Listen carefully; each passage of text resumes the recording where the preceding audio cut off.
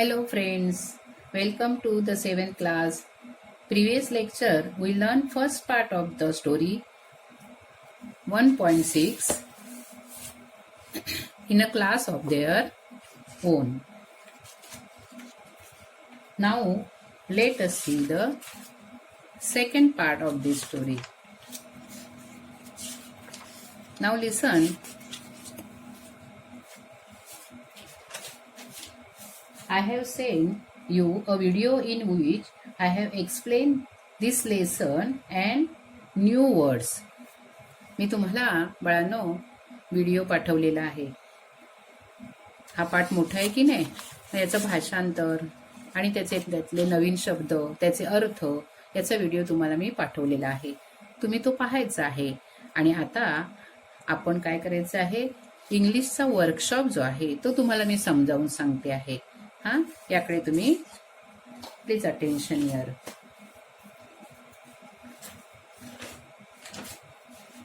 Now listen. English workshop. Question number 1. Discuss the meaning of the following statements and translate them into your mother tongue. म्हणजे खाली दिलेली जी वाक्य आहे ती मराठीत तुमच्या मातृभाषेत मराठीत त्याचं भाषांतर करायचं आहे. बघा पहिलं वाक्य. We must make her proud of us. म्हणजे त्यांना आपला अभिमान वाटलाच पाहिजे. B. We will make it possible. आपण सर्वांनी मिळून ते शक्य करायचं आहे. C. See what I mean. पहा मला काय म्हणायचं होतं. D. This will not do. हे होणार नाही. E. Something is at work in this class, I am sure. काहीतरी काम होतंय या वर्गात ही मला खात्री आहे. F. She was all smiles. त्या खूपच स्मितहास्य करत होत्या. G.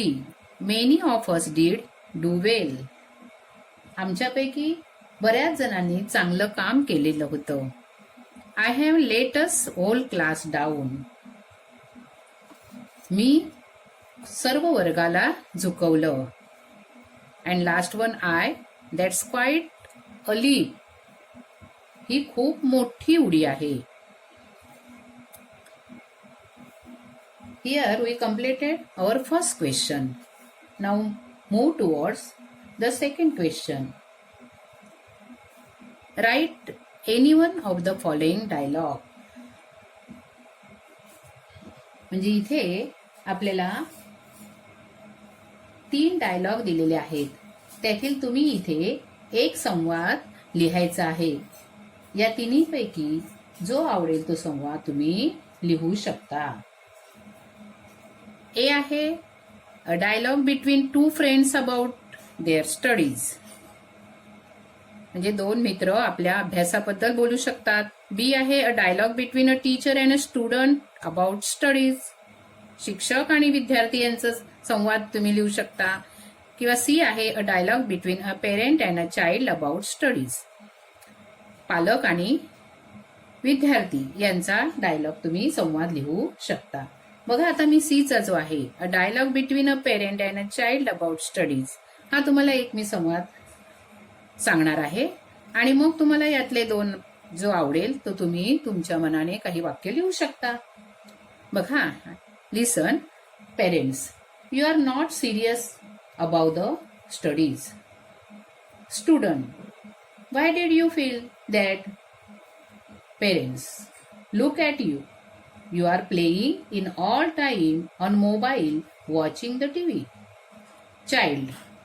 I do that by maintaining my studies. Parents. Playing with mobile and watching TV is not important for you.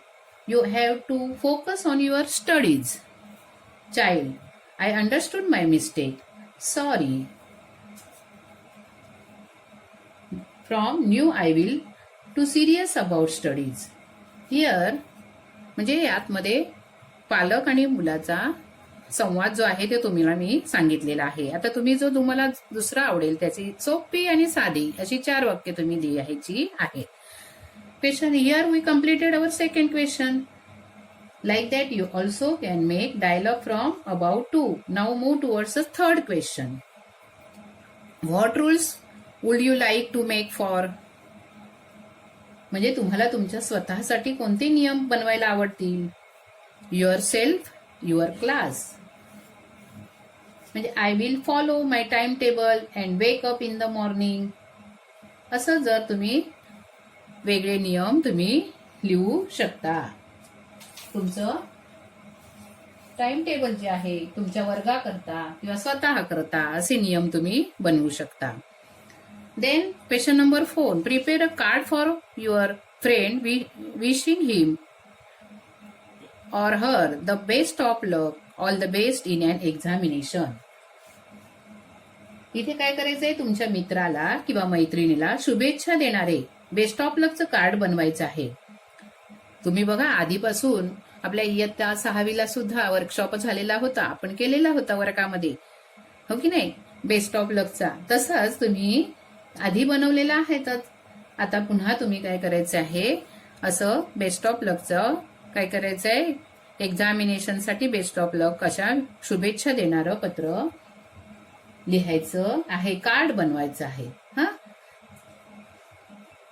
Here we completed our 4th question. Then question number 5. Find and write 3 examples each of the past, present and future tenses from the story. आपल्याला या गोष्टीतून, ही जी story आहे या स्टोरीतून वर्तमान काळ, past tense म्हणजे भूतकाळ, present tense म्हणजे वर्तमान काळ आणि फ्युचर टेन्स म्हणजे भविष्यकाळ, यांची 3 वाक्य आपल्याला लिहायची आहेत. बघा, मी एक वाक्य तुम्हाला सांगते आहे. आणखीन जी वाक्य आहेत साधी आणि सोपी जी आहे ती तुम्ही बनवायची आहेत. बघा, पास्ट टेन्सचं वाक्य मी बनवते. She was really impressed. Then present tense. However, there is one last thing which I am a still. Future tense. They will visit us at home. Talk to use every day to see that we study. म्हणजे साधी आणि सोपी जी वाक्य आहेत ती तुम्ही एक वाक्य तुम्ही लिहायचं आहे. त्यानंतर क्वेश्चन नंबर 5. ऍक्टिव्हिटी आहे live English. English is not something that you see only in your textbook and classroom. We use English for many purposes in our day-to-day life. Sometimes we have to fill in forms and application in English. बघा, English फक्त तुमच्या पाठ्यपुस्तकात जे दिसतं आहे एवढंच नाहीये. तर आपण इंग्रजीचा वापर बऱ्याच गोष्टींसाठी दैनंदिन वापरात करतो. आपल्याला बऱ्याच वेळेस बरेच फॉर्म जे आहे ते इंग्लिशमध्ये भरावे लागतात. बघा, इथे ऍप्लिकेशन फॉर लायब्ररी मेंबरशिप, इथे लायब्ररी म्हणजे सभासद, लायब्ररीचं वाचनालयाचं सभासद नोंदणीसाठी हा फॉर्म इथे दिलेला आहे. आणि त्याच्यामध्ये वेगवेगळे बघा कॉलम आहेत. Name of in block letters, इथे लास्ट नेम लिहायचंय, फर्स्ट नेम लिहायचंय, मिडल नेम लिहायचंय, क्लास आहे जो तुमचा तो लिहायचा आहे, डिव्हिजन लिहायचे, तुकडी लिहायची आहे, रोल नंबर लिहायचा आहे, डेट ऑफ बर्थ तुम्ही लिहायची आहे, जेंडर मेल आहे की फिमेल आहे, पुरुष स्त्री, मुलगा मुलगी याप्रमाणे इथे टिक मार्क करायचं आहे. तुमचा ऍड्रेस लिहायचा आहे, पिनकोड लिहायचा आहे. बघा, पिनकोड किंवा पिनकोड हा तुम्ही गुगल सर्चवर सुद्धा मिळवू शकता. नेम ऑफ द गार्डियन, पालकांचं नाव लिहायचं आहे, ऍड्रेस लिहायचा आहे, त्यांचा पत्ता लिहायचा आहे आपला, फोन नंबर अँड ईमेल. हा, अशा प्रकारे बघा, please read the library rules carefully on the back of the form. आणि आपले जे नियम आहेत ते तुम्ही वाचायचे, विद्यार्थींनी ते वहीत लिहायचे. Read the library rules carefully on the back of the form, आणि ते वहीत लिहायचे आहेत. आणखीन यासाठी ही जी माहिती आहे त्या अर्जाच्या नमुन्यात ही तुम्ही स्वतःची माहिती भरायची आहे. Here we completed the second part of the chapter.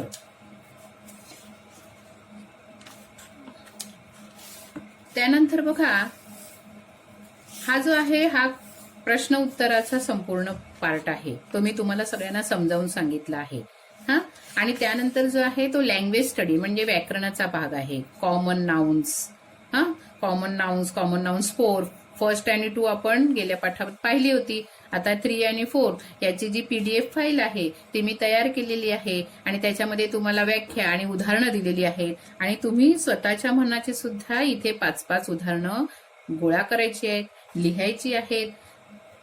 आता हा जो आपला 1.6चा जो वर्कशॉप आहे म्हणजे इंग्लिश वर्कशॉप आपली प्रश्नांची उत्तर आहे, जो व्याकरणाचा भाग आहे तो तुम्हाला मी समजावून दिलेला आहे.